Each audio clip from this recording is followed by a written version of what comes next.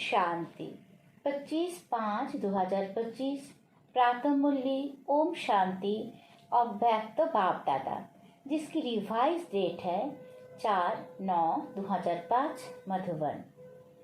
बाबा के मधुर महावाक्य। शिक्षा के साथ क्षमा और रहम को अपना लो। दुआएं दो, दुआएं लो तो आपका घर आश्रम बन जाएगा। आज बाप दादा सर्व बच्चों के मस्तक में प्योरिटी की रेखाएं देख रहे हैं, क्योंकि ब्राह्मण जीवन का फाउंडेशन ही है पवित्रता। पवित्रता की रेखाएं कौन सी है जानते हो? पवित्रता सर्वों को प्रिय है। पवित्रता सुख, शांति, प्रेम, आनंद की जननी है। पवित्रता मानव का सच्चा श्रृंगार है। पवित्रता नहीं तो मानव जीवन का मूल्य नहीं। जैसे देखते हो, देवता पवित्र है, इसलिए ही माननीय और पूजनीय है। पवित्रता नहीं तो मानव जीवन को आजकल देख रहे हो। बाप दादा ने आप सभी बच्चों को ब्राह्मण जन्म का वरदान यही दिया, पवित्र भवो, योगी भवो। जिस आत्मा में पवित्रता है उसकी चाल चलन चेहरा चमकता है, इसलिए पवित्रता ही जीवन को श्रेष्ठ बनाने वाली है। वास्तव में आप सब बच्चों का आदि स्वरूप ही पवित्रता है, अनादि स्वरूप भी पवित्रता है। ऐसी पवित्र आत्माओं को विशेषताएं उनकी जीवन में सदा पवित्रता की पर्सनालिटी दिखाई देती है। पवित्रता की रियलिटी, पवित्रता की रॉयल्टी चेहरे और चाल में दिखाई देती है। ये रेखाएं जीवन का श्रृंगार है। रियलिटी है मैं अनादि आदि स्वरूप इस स्थिति से समर्थ बन जाता है। रॉयल्टी है स्वयं भी सम्मान में और हर एक को सम्मान देकर चलने वाला। पर्सनालिटी है सदा संतुष्टता और प्रसन्नता, स्वयं भी संतुष्ट और अन्यों को भी संतुष्ट करने वाले। पवित्रता से प्राप्तियां भी बहुत है। बाप दादा ने आप सभी बच्चों को क्या क्या प्राप्ति कराई है वो जानते हो ना? कितने खजानों से भरपूर किया है। अगर प्राप्तियों को स्मृति में रखे तो भरपूर हो जाए। सबसे पहला खजाना दिया है ज्ञान का खजाना, जिससे जीवन में रहते दुख अशांति से मुक्त हो जाते। व्यर्थ संकल्पों, नेगेटिव संकल्पों, विकल्पों, विकर्मों से मुक्त हो जाते हैं। अगर कोई भी व्यर्थ संकल्प व विकल्प आता भी है तो ज्ञान के बल से विजयी बन जाते हैं। दूसरा खजाना है याद योग, जिससे शक्तियों की प्रति होती है और शक्तियों के आधार से सर्व समस्याओं को, सर्व विघ्नों को सहज पार कर लेते हैं। तीसरा खजाना है धारणाओं का, जिससे सर्व गुणों की प्राप्ति होती है। और चौथा खजाना है सेवा का, जिससे सेवा करने से जिसकी सेवा करते हो उसकी दुआएं मिलती है, खुशी प्राप्त होती है। इतने खजाने बाप द्वारा सभी बच्चों को प्राप्त होते हैं। बाप सभी को एक जैसे ही खजाने देते हैं, कोई को कम कोई को ज्यादा नहीं देते हैं, लेकिन नीले बालों में फर्क हो जाता है। कोई बच्चे तो खजाने को प्राप्त कर खाते पीते मौज करते और फिर मौज में खत्म कर देते हैं, और कोई बच्चे खाते पीते मौज करते जमा भी करते हैं, और कोई बच्चे कर्जों में भी लगाते लेकिन बढ़ाते जाते हैं। बढ़ाने की चाबी है खजाने को स्वयं के प्रति और दूसरों के प्रति यूज करना। जो यूज करता है वो बढ़ाता है। तो अपने आप से पूछो कि ये विशेष खजाने जमा है क्या कहेंगे? हाँ या थोड़ा थोड़ा? जिसके पास ये खजाने जमा है वो सदा भरपूर रहता है। देखो, कोई भी चीज भरपूर रहती है ना तो हलचल नहीं होती है। अगर भरपूर नहीं होती तो हलचल होती है, हिलती है। कोई भी चीज को अगर पूरी रीति से भर नहीं दो तो वो हिलती है। तो यहाँ भी अगर सर्व खजानों से भरपूर नहीं है तो हलचल होती है। सदा ये नशा रहे कि बाप के खजाने मेरा जन्म सिद्ध अधिकार है। बाप ने दिया, आपने लिया, तो सब खजाने किसके हुए? आपके हो गए ना। तो जिसके पास खजाने हैं वो कितना नशे में रहता है। जैसे छोटा सा राजा का लड़का राजकुमार होता है, पता भी नहीं होता है कि बाप के पास क्या क्या खजाना है, लेकिन नशा रहता है कि बाप के खजाने मेरे खजाने हैं, और खजाने की खुशी में रहता है। अगर खुशी कम रहती है तो उसका कारण क्या होता है? बाप ने तो खजाने दिए हैं, सुना, लेकिन एक है सुनने वाले, दूसरे है समाने वाले। जो समाने वाले हैं वो नशे में रहते हैं। आज नए नए बच्चे भी आए हैं। बाप दादा अब लक्की बच्चों को आप सबके भाग्यों की मुबारक दे रहे हैं। अपने भाग्यों को पहचाना है। परमात्मा प्यार, अविनाशी प्यार, जो सिर्फ एक जन्म नहीं चलता, अनेक जन्मों सदा ही प्यार कायम रहता है। क्योंकि ये जो समय चल रहा है, ये समय भी संगम युग भाग्यवान युग है। सत्य युग को भी भाग्यवान कहते हैं, लेकिन वर्तमान संगम युग का समय उससे भी भाग्यवान है। क्यों? इस संगम युग में ही बाप द्वारा अखंड भाग्यों का वरदान वर्षा प्राप्त होता है। तो ऐसी संगम युग में भाग्यवान समय में आप सभी अपना भाग्य लेने के लिए पहुंच गए हो। बाप दादा बच्चों को बहुत एक सहज पुरुषार्थ की विधि सुनाते हैं। सहज चाहते हो ना, मुश्किल तो नहीं चाहते हो ना। इन बच्चों को, पुरानों को तो भाग्य सहज विधि मिली है ना। सबसे सहज, और कुछ भी नहीं करना, सिर्फ एक बात करना। एक बात तो कर सकते हो ना, हाँ करो या ना करो। कहो हाँ जी, तो सबसे सहज विधि है। अमृत वेले से लेके सबको जो भी मिले उससे दुआएं लो और दुआएं दो। चाहे क्रोधी भी आवे, लेकिन आप उसको भी दुआएं दो और दुआएं लो। क्योंकि दुआएं तीव्र पुरुषार्थ का बहुत सहज यंत्र है। जैसे साइंस में रॉकेट है ना, तो कितना जल्दी कार्य कर लेता है। ऐसे दुआएं देना और दुआएं लेना, ये भी एक बहुत सहज साधन है आगे बढ़ने का। अमृत वेले बाप से सहज याद से दुआएं लो और सारा दिन दुआएं दो और दुआएं लो। ये कर सकते हो तो हाथ उठाओ। कोई बद्दुआ दे तो क्या करेंगे? आपको बार बार तंग करे तो? देखो, आप परमात्मा के बच्चे, दाता के बच्चे दाता हो ना, मास्टर दाता तो हो। तो दाता का काम क्या होता है? देना। तो सबसे अच्छी चीज है दुआएं देना। कैसे भी व्यक्ति हो, लेकिन है तो आपका भाई बहन। परमात्मा के बच्चे तो भाई बहन हो ना। तो परमात्मा का बच्चा है, मेरा ईश्वरीय भाई है, ईश्वरीय बहन है, उसको क्या देंगे? बद्दुआ देंगे क्या? बाप कभी बद्दुआ देता है? देता है? हाँ या ना? हाँ ना करो, बहुत खुश रहेंगे। क्यों? अगर बद्दुआ वाले को भी आप दुआएं देंगे, वो दे ना दे, लेकिन आप दुआ लेंगे, तो दुख क्यों होगा? बाप दादा आप आए हुए बच्चों को एक वरदान देता है। वरदान याद रखेंगे तो सदा खुश रहेंगे। वरदान सुनेंगे? वरदान है, अगर आपको कोई दुख देते भी आप दुख लेना नहीं। वो दे, लेकिन आप नहीं लेना। क्योंकि देने वाले ने दे दिया, लेकिन लेने वाले तो आप हो ना। देने वाला लेने वाला नहीं है। अगर वो बुरी चीज देता है, दुख देता है, अशांति देता है, तो बुरी चीज है ना। आपको दुख पसंद है? नहीं पसंद है ना, तो बुरी चीज हो गई ना। तो बुरी चीज ली जाती है क्या? कोई आपको बुरी चीज देवे तो आप ले लेंगे? नहीं लेंगे। तो लेते क्यों हो?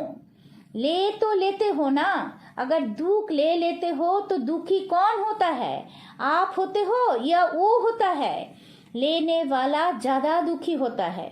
अगर अभी से दुख लेंगे नहीं तो आधा दुख तो आपका दूर हो गया।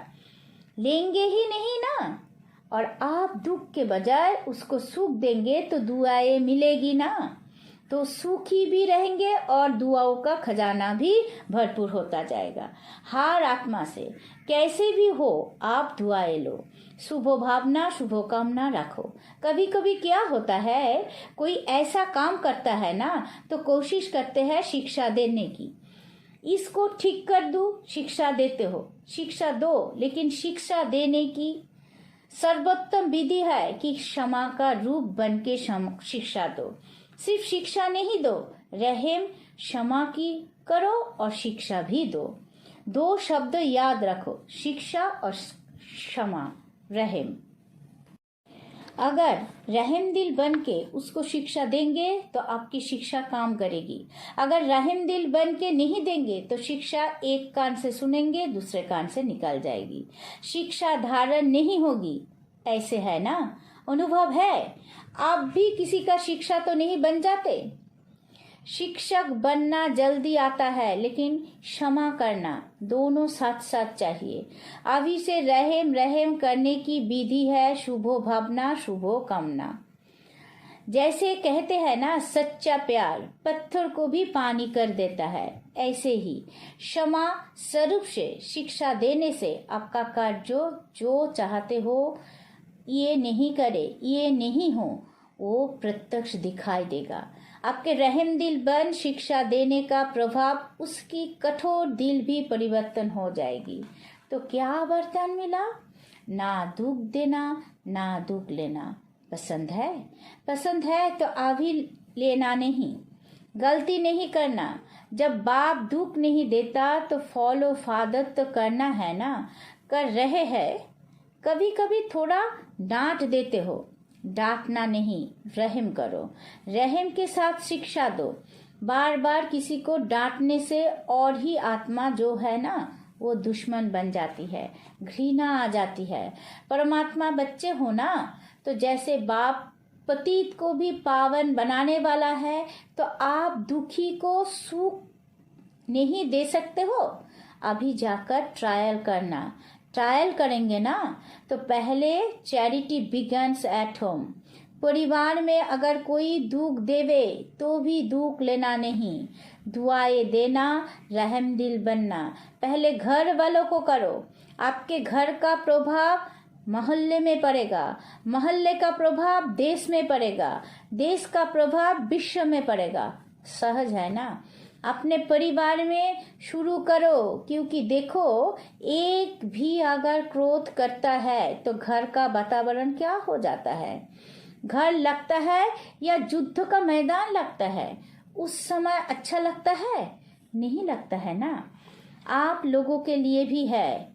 आज वीआईपी के साथ मधुबन वाले समर्पित भाई बहनों भी सामने बैठे हैं।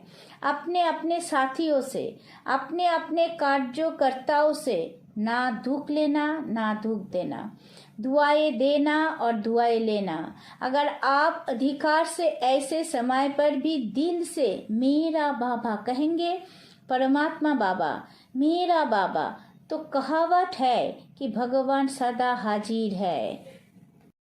अगर अपने दिल से अधिकार रूप में ऐसे समय पर मेरा बाबा कहा तो बाप हुजूर हाजिर हो जाएगा। क्योंकि बाप किस लिए है? बच्चों के लिए तो है। और अधिकारी बच्चे को बाप सहयोग नहीं दे, ये हो ही नहीं सकता है, असंभव।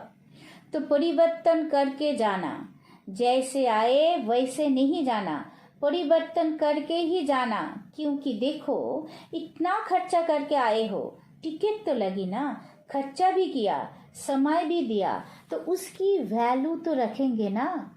तो वैल्यू है परिवर्तन से पहले घर का परिवर्तन, फिर विश्व का, देश का परिवर्तन।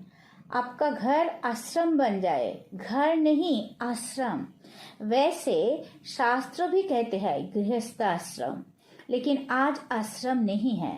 आश्रम अलग है, घर अलग है। तो घर को आश्रम बनाना, दुआएं देना और लेना, ये आश्रम का कार्य है। आपका घर मंदिर बन जाएगा। मंदिर में मूर्ति क्या करती है? दुआएं देती है ना। मूर्ति के आगे जाकर क्या कहते हैं? दुआ दो। मर्सी मर्सी कह के चिल्लाते हैं। तो आपको भी क्या देना है? दुआ।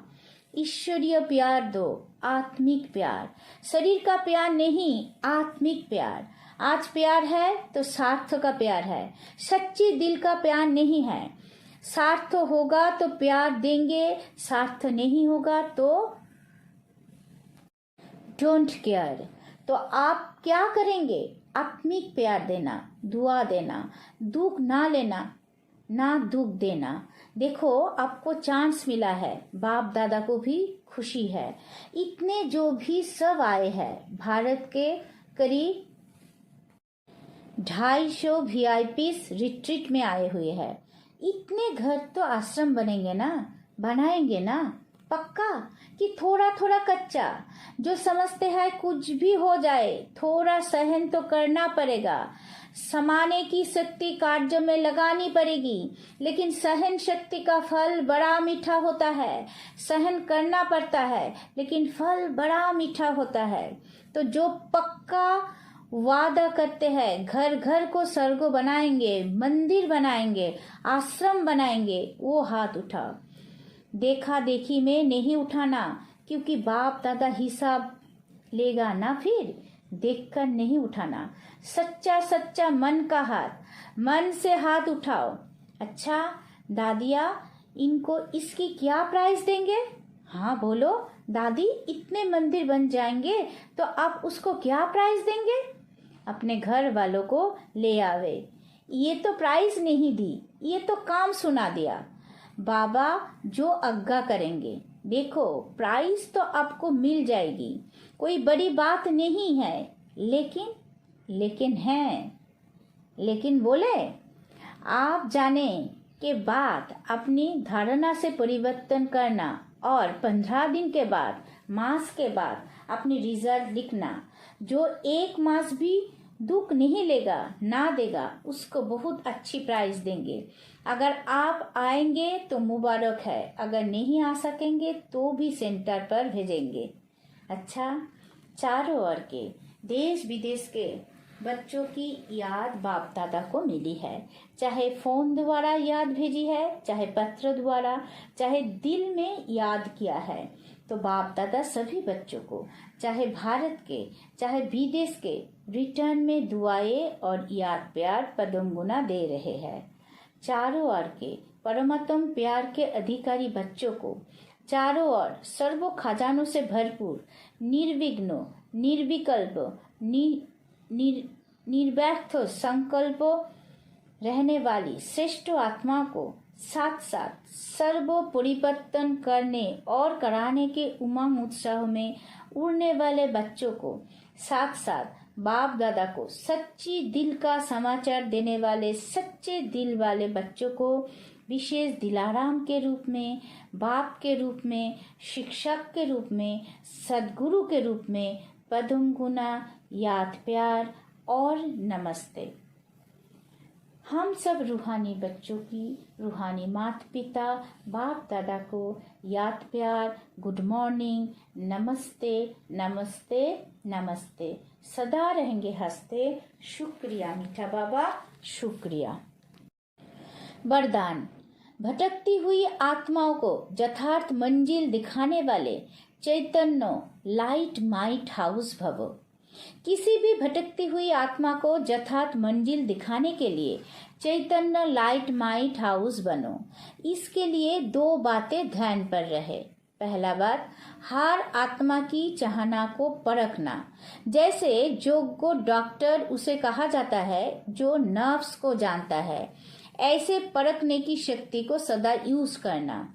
दूसरा पॉइंट, सदा अपने पास सर्व खजानों का अनुभव कायम रखना। सदा ये लक्ष्य रखना कि सुनाना नहीं है, लेकिन सर्व संबंधों का, सर्व शक्तियों का अनुभव कराना है। स्लोगन। दूसरों की करेक्शन करने के बजाय एक बाप से ठीक कनेक्शन रखो। अब बैक तो इशारे। रूहानी रॉयल्टी और प्योरिटी की पर्सनालिटी धारण करो। अपना निजी स्वरूप, वो वरदानी स्वरूप सदा स्मृति में रहे तो अपवित्रता और विस्तृति का नाम निशान समाप्त हो जाएगा। विस्मृति वो अपवित्रता क्या होती है?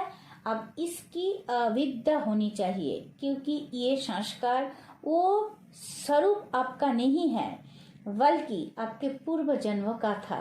अभी आप ब्राह्मण हो, ये तो शूद्रों के संस्कार वो स्वरूप है। ऐसे अपने से भिन्न अर्थात दूसरे के संस्कार अनुभव होना, इसको कहा जाता है न्यारा और प्यारा। ओम शांति।